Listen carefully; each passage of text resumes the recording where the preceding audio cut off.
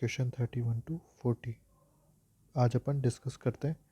इसमें क्वेश्चन 31 हमें क्या बोल रहा है, what is the structure of L glyceraldehyde.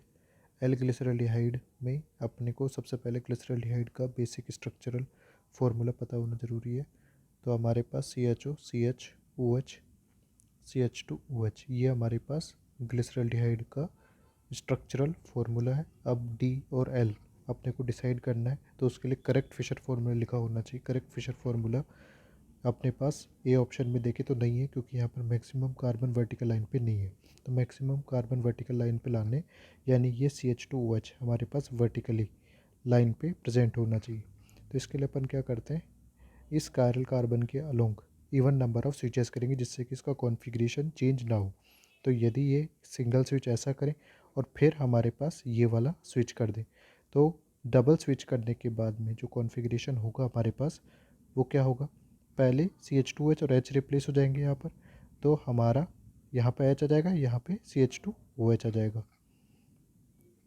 ठीक है, या आप ऐसा कर सकते हैं, पहले OH यहाँ पे ले, फिर H यहाँ पर, फिर CH2OH। पहला सिंगल स्विच ऐसा हुआ, फिर दूसरे स्विच में आप इन दोनों को इंटरचेंज कर दीजिए। तो ये हमारे पास एक करेक्ट फिशर फार्मूला बन गया। अब इस करेक्ट फिशर फार्मूला में OH जो है वो लेफ्ट साइड में, इसलिए ये एल ग्लिसरल्डिहाइड हो जाएगा। सिमिलरली हमारे पास यहाँ पर इस स्ट्रक्चर को भी देखें, तो इस स्ट्रक्चर को यदि अपन 180 डिग्री रोटेट करते हैं इस तरह से, तो हमारे पास ये कैसा अरेंजमेंट हो जाएगा, CHOH CH2OH और OH। अब ये जो अरेंजमेंट दिख रहा है अपने को, ये बिल्कुल सिमिलर है जैसा ऑप्शन ए है, तो ये भी हमारा एल ग्लिसरल्डिहाइड हो जाएगा। सी ऑप्शन देखते हैं, सी में हमारे पास वही अपन 180 डिग्री रोटेट करते हैं इसको, तो CHO CH2OH HOH ये हमारे पास करेक्ट फिशर फार्मूला भी दिया गया, और OH राइट साइड में, इसलिए डी ग्लिसरल्डिहाइड हो जाएगा। तो यहाँ पर एल फॉर्म ए और बी ऑप्शन है, इसलिए option D is the correct answer. Next है 32, the given is enol form of. तो हमारे पास यहाँ पर आप देखिए, तो इनोल फॉर्म में 1 और 2 कार्बन पे दोनों पे ही sp2 हाइब्रिडाइजेशन है, और ये अरेंजमेंट जो दिया गया OH OH OH का, ये हमारे पास किसके सिमिलर है, ग्लूकोज के। तो आप यदि ग्लूकोज का स्ट्रक्चर देखें तो कुछ इस तरह का हमारे पास ऑब्टेन होता है, OH H OH H। ये बेसिक ग्लूकोज का फॉर्मूला आपको याद होना चाहिए, उसी के बेसिस पे आप इसको सॉल्व कर सकते हैं।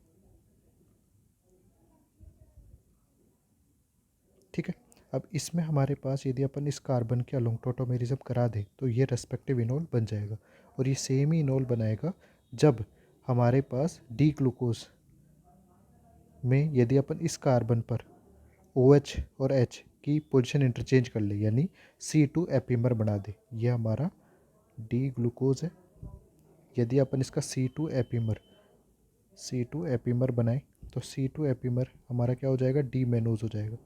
डी मेनोज का भी हमारे पास सेम ही क्या रहने वाला है, इनोल फॉर्म रहने वाला है, क्योंकि उसमें भी अरेंजमेंट केवल इस कार्बन पर चेंज होगा, बाकी किसी भी कार्बन पर कॉन्फ़िगरेशन चेंज नहीं होगा। इस तरह से अपन देख सकते हैं यहाँ पर CH2OH। तो यदि ये हाइड्रोजन यहाँ पे पार्टिसिपेट करता है और टोटोमेरिज्म करेगा, तो ये ओवरऑल पोर्शन हमारे पास कांस्टेंट है। सेम ही चीज़ फ्रक्टोज में होगी, तो सारे के सारे तीनों डी ग्लूकोज डी मेनोज और डी फ्रक्टोज सेम इनोल बनाएंगे। Option D is the correct answer. ठीक है, नेक्स्ट 33, तो डी ग्लूकोज बेसिक मीडियम में क्या कराएगा, टोटोमेरिज्म कराएगा। टोटोमेरिज्म करवा कर डी ग्लूकोज किस में कन्वर्ट हो सकता है, डी फ्रक्टोज और डी मेनोज में इंटर कन्वर्जन हो सकता है, क्योंकि अपन ने प्रीवियस क्वेश्चन में देखा, क्योंकि इनका इंटरमीडिएट जो बनता है इनोल वो सेम बनता है, जिससे आप तीनों बना सकते हैं, रिक्रिएट कर सकते हैं। तो हमारे पास कौन सा आंसर हो सकता है, D mannose and D fructose. Option B is the correct answer.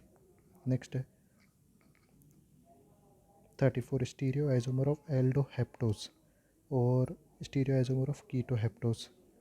तो आप क्या करिए, यहाँ पर जनरली बोला गया है, तो CHO हेप्टोज की बात करनी है, तो हमारे पास 1 2 3 4 5 6 7 7 कार्बन अपन ले लेते हैं।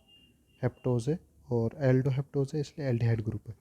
यदि कीटोन होता और 7 कार्बन अपने को लेने होते हैं तो CH2H कीटो में C डबल बॉन्ड यहाँ पे ले लिया, फिर OH 1 2 3 4 5 6 7, ठीक है। तो इसमें आप क्या कर सकते हैं, कायरल कार्बन आपको काउंट करने। इस कार्बन पे यदि आप देखें तो ये कार्बन 2 3 4, यहाँ पर देखें 1 2 3 4, ठीक है 5। तो यहाँ पर स्टीरियो आइसोमर यदि आप निकालेंगे 2n फॉर्मूला से तो 2 5 होंगे, और यहाँ पर स्टीरियो आइसोमर निकालेंगे तो ये होगा 2 4। इनका रेशियो ये A है और ये B है, तो A/B रेशियो यदि अपन निकालेंगे तो 2/1 आ जाएगा। तो ऐसा ऑप्शन कौन सा है, B ऑप्शन हमारे पास अवेलेबल है ऐसा, ठीक है। फिर है 35, डी ग्लूकोज की HNO3। HNO3 एक स्ट्रॉन्ग ऑक्सीडाइजिंग एजेंट है। स्ट्रॉन्ग ऑक्सीडाइजिंग एजेंट होने की वजह से ये क्या करेगा, डी ग्लूकोज के एल्डिहाइड ग्रुप को कार्बोक्सिलिक एसिड में कन्वर्ट कर देगा, और उसके साथ साथ हमारे पास जो प्राइमरी अल्कोहल वाला पार्ट होगा CH2OH, उसको भी ये ऑक्सीडाइज कर देगा COOH में। तो हमारे पास इस तरह का एक कंपाउंड बनेगा। इस कंपाउंड का नाम है ग्लूकेरिक एसिड या सैकेरिक एसिड। तो option D is the correct answer. Next है 36, D glucose and D fructose can be differentiated by. तो यहाँ पर Fehling solution, Tollens reagent, Benedict test, ये तीनों के तीनों टेस्ट फॉर CHO ग्रुप दिए जाते हैं, बट जो डी फ्रक्टोज होता है वो एक अल्फा हाइड्रोक्सी कीटोन होता है, अल्फा हाइड्रोक्सी कीटोन।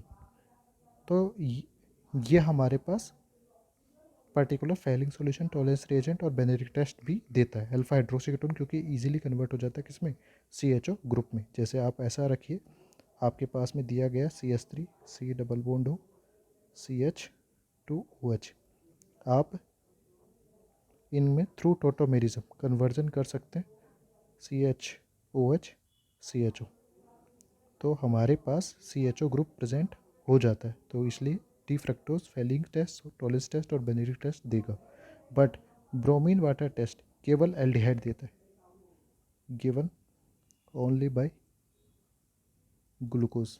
फ्रक्टोज इससे रिएक्ट नहीं करता, तो इन दोनों को डिफ्रेंशिएट करने के लिए बेस्ट रिएजेंट है ब्रोमीन वाटर, ठीक। Next 37, D glucose exist in X different forms, the value of X is. तो डी ग्लूकोज जो होता है वो थ्रू टोटोमेरिज्म किस किस में कन्वर्ट हो सकता है, डी मेनोज में और डी फ्रक्टोज में, डी फ्रक्टोज में। तो ये कितने डिफरेंट फॉर्म्स में अवेलेबल होगा, 3 फॉर्म्स में ही अवेलेबल हो जाता है। नेक्स्ट 38, यहाँ पर देखिए डी ग्लूकोज डी मेनोज में कन्वर्ट हो रहा है थ्रू टोटोमेरिज्म, और यहाँ पर क्या हो जाएगा, डी फ्रक्टोज। तो हमारे पास option B is the correct answer. 39, which of the following molecule will react with silver plus. ये सिल्वर प्लस जो है वो सिग्निफिक आ रहा है अपने को Ag2O से, और Ag2O जो होता है रिएक्टिंग स्पीसीज होती है इन टॉलरेंस रिएजेंट। अब टॉलरेंस रिएजेंट से कौन कौन रिएक्ट करेगा, reacts with contains hemiacetal group, hemiacetal group. Hemiacetal group यदि होगा इसका मतलब एल्डिहाइड हमारे पास अवेलेबल था, तो टॉलरेंस रिएजेंट से रिएक्शन करेगा। हेमी एसिटल का मतलब है एक कार्बन से हाइड्रोक्सी और ईथर लिंकेज होना। अब यहाँ पर अपन फर्स्ट ऑप्शन में देखें तो इस कार्बन पे दोनों ईथर लिंकेज है, तो ये नहीं हो सकता। इस कार्बन पर एक ईथर है और एक एमाइन लिंकेज है, ये भी नहीं हो सकता। अपने पास इस कार्बन पर भी ईथर लिंकेज है दोनों तरफ, ये भी नहीं होगा। यहाँ पर भी ईथर लिंकेज है और इस कार्बन पे भी ईथर लिंकेज ही हमारे पास प्रेजेंट है। एक मिनट, यहाँ पर कोई और ऑप्शन देख सकते हो, हाँ इस जगह आप देखिए, ये हमारे पास क्या है, हेमीसेटल है। इस कार्बन पे OH है और ईथर लिंकेज है, तो ये हो सकता है, ठीक। इसके बाद में इसमें भी हमारे पास एसिटल लिंकेज है और यहाँ पर हेमी एसिटल है, तो हेमी एसिटल लिंकेज हमारे पास 4th और 6th में है, तो ये दोनों ही केवल टॉलरेंस रिएजेंट या Ag+ से रिएक्ट कर सकते हैं। ऑप्शन सी हमारा करेक्ट आंसर हो जाएगा। 40, इसमें बोला कि which of the compounds A2D depicted about is not a hemiacetal linkage. तो यहाँ पर हेमी एसिटल है, इसके अलावा इस कार्बन में ये हेमी एसिटल लिंकेज है। अपने पास इस कार्बन पर हेमिसेटा लिंकेज है और हमारे पास इस कार्बन पे हेमिसेटा लिंकेज है, तो ABCD चारों में हेमिसेटा लिंकेज अवेलेबल है, तो option E is the correct answer.